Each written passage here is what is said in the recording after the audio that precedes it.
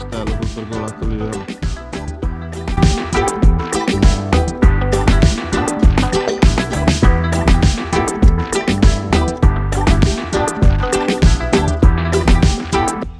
Bene amici, oggi è domenica, abbiamo fatto un giro, siamo in 4, andiamo a vedere il Castello di Montetortore. Eccolo qua alle mie spalle.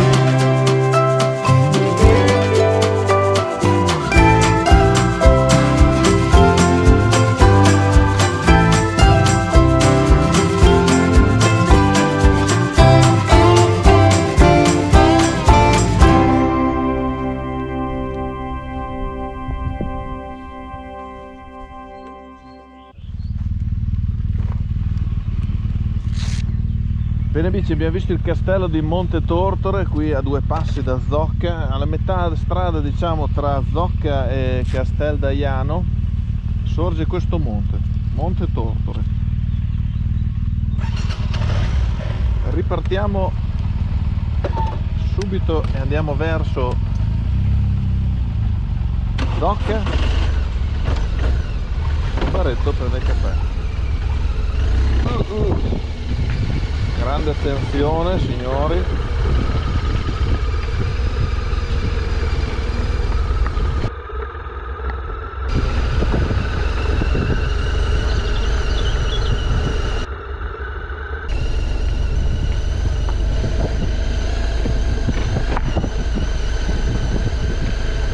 Si può notare quanto sia avvolto nella natura questo, chiamiamolo castello, anche se purtroppo c'è rimasto poco.